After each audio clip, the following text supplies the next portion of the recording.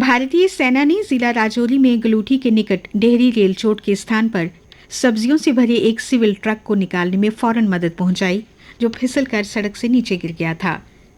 घटना का पता चलने पर बसोनी स्थित सेना की यूनिट फौरन हरकत में आई और ट्रक को निकालने में आवश्यक सहायता पहुंचाई। स्थानीय लोगों ने सेना द्वारा फौरन सहायता पहुंचाने पर सेना का धन्यवाद किया। स्थानीय युवाओं की फौज में भर्ती होने की प्रबल इच्छा को देखते हुए भारतीय सेना की स्थानीय यूनिट ने मेंढर में join army and live a life less ordinary विषय पर एक ओरिएंटेशन लेक्चर का आयोजन किया। लेक्चर के दौरान वक्ता ने इस बात पर जोर दिया कि इस सरहदी इलाके के युवाओं को रोजगार हासिल करने के लिए अलग अलग एजेंसियों द्वारा आयोजित भर्ती रैलियों में शामिल होने के लिए तैयारी करनी चाहिए। लेक्चर में मेंढर के युवाओं और विद्यार्थियों ने बढ़ चढ़कर हिस्सा लिया। हिस्सा लेने वाले युवाओं को सेना में भर्ती होने के लिए भर्ती प्रक्रिया, शारीरिक और शैक्षणिक योग्यताओं के बारे में भी अवगत करवाया गया। सेना स्थानीय लड़कों को भर्ती रैलियों में शामिल होने के लिए प्री रिक्रूटमेंट ट्रेनिंग भी करवाती है। 25 युवाओं ने इस लेक्चर में भाग लिया। अवाम के साथ तालमेल बढ़ाने के लिए जिला पुंछ के हिला मोहल्ला में भारतीय सेना द्वारा मेलजोल का एक कार्यक्रम आयोजित किया गया। मेलजोल का मकसद सुरक्षा बलों और स्थानीय आबादी के बीच आपसी विश्वास बढ़ाना और इन बिंदुओं की निशानदेही करना था, जिन पर ध्यान देकर स्थानीय लोगों के जीवन में सुधार लाया जा सकता है। 7 स्थानीय लोगों ने इस मेलजोल में भाग लिया। सेना और स्थानीय लोगों के बीच संबंधों को और मजबूत किया गया।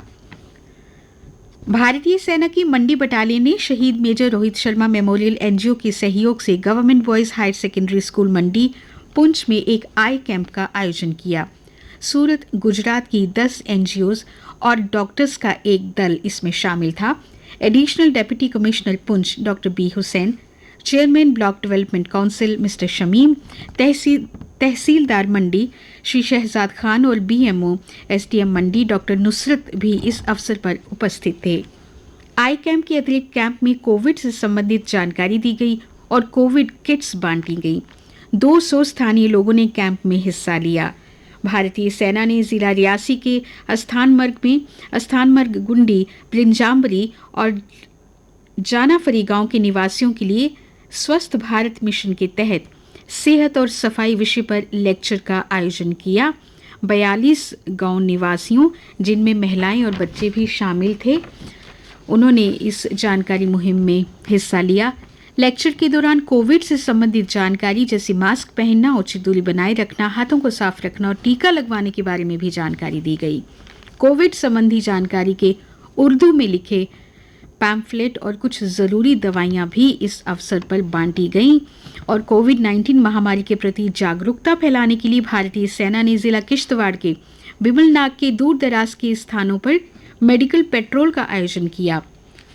इस गश्ती दल ने मास्क, दस्ताने, हैंड सैनिटाइजर और कोविड-19 से बचाव का जो दूसरा सामान है वो बांटा और स्थानीय लोगों को टीकाकरण के बारे में भी जानकारी दी गई। अब चलिए समाचारों की ओर चलते हैं। तो आज के मुख्य समाचारों में चीन के साथ वास्तविक नियंत्रण रेखा पर बीते 1 साल से जारी तनाव के बीच रक्षा मंत्री राजनाथ सिंह ने कल कहा, भारत विश्व शांति का पुजारी है, लेकिन वो हर आक्रमण का मुंह तोड़ जवाब देने में सक्षम है।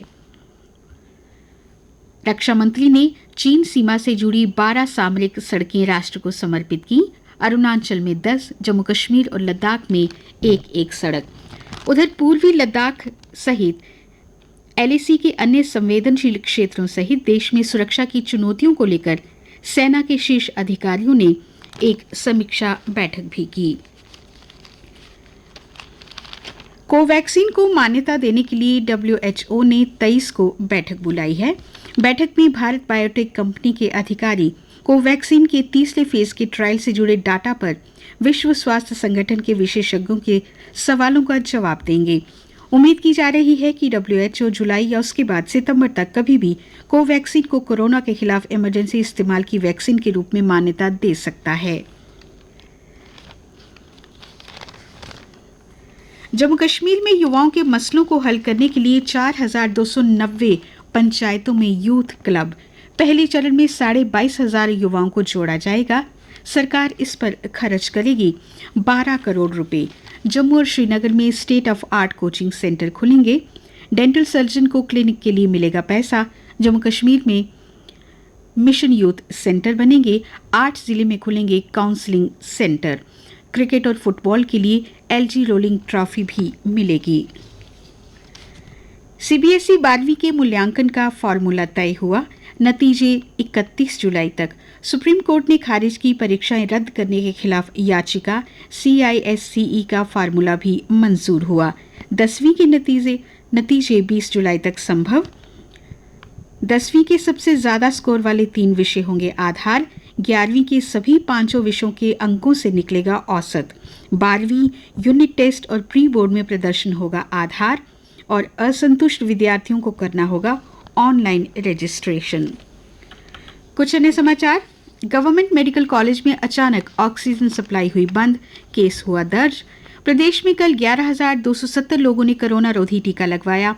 अभी तक 38,43,897 लोगों का टीकाकरण हो चुका है। 45 साल से अधिक आयु वर्ग में जम्मू, गांदरबल और शोपियां के बाद सांबा में 100% लोगों ने पहली डोज ले ली है। प्रदेश में बार बार हो रही बिजली कटौती मामले की जांच करेंगे गृह विभाग के प्रधान सचिव शालीन काबरा।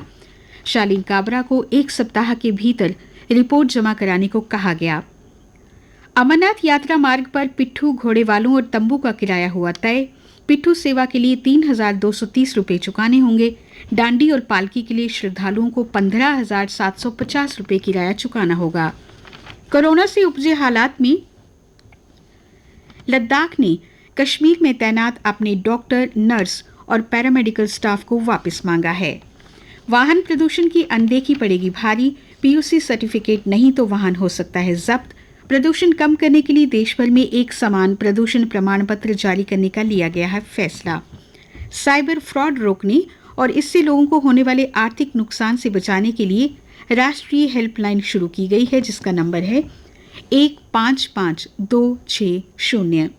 सरकार ने कहा ट्विटर को मानना ही होगा भारत का कानून। केबल टीवी नेटवर्क शिकायतों के निपटारे को होगा अब कानूनी तंत्र। कठुआ में 30 जून तक कर्मचारियों को वेतन हासिल करने के लिए हर हाल में टीकाकरण करवाना ही होगा। एलओसी बांदीपुरा जिले के गुरेज सेक्टर में स्थित तुलेल इलाके के नीरू गांव में पहुंचे अभिनेता अक्षय कुमार। एक स्कूल की इमारत बनाने के लिए दान किया 1 करोड़। गवर्नमेंट मेडिकल कॉलेज में ओपीडी सेवाएं 21 जून से फिर से शुरू होंगी। कोरोना के कारण इस बार भी चमलियाल मेला हुआ स्थगित और जम्मू जिले में 2 महीने के बाद आज खुलेंगी सभी दुकानें। सभी रिटेल प्रतिष्ठानों के खुलने से बाजारों में जुटेगी भीड़। खेल समाचार। टोक्यो ओलंपिक के लिए 16 सदस्यीय महिला हॉकी टीम घोषित की गई। 8 खिलाड़ी पहली बार खेलेंगी ओलंपिक। रानी रामपाल होंगी कप्तान। Spanish tennis star Rafael Nadal ने विंबलडन और टोक्यो ओलंपिक में ना खेलने का किया फैसला। क्रिकेट में विराट के पास आईसीसी ट्रॉफी जीतने का मौका। विश्व टेस्ट चैंपियनशिप का फाइनल आज से भारत का मुकाबला होगा न्यूजीलैंड से।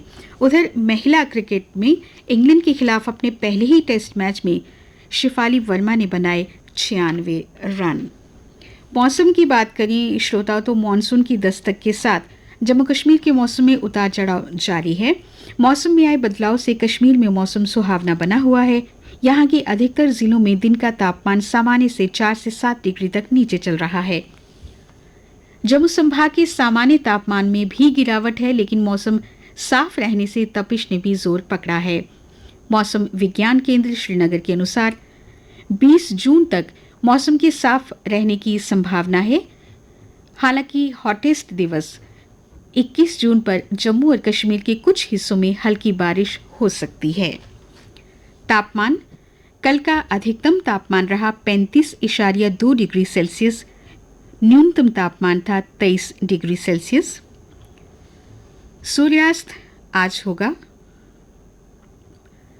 7:41 पर और कल सूर्योदय 5:25 पर होगा।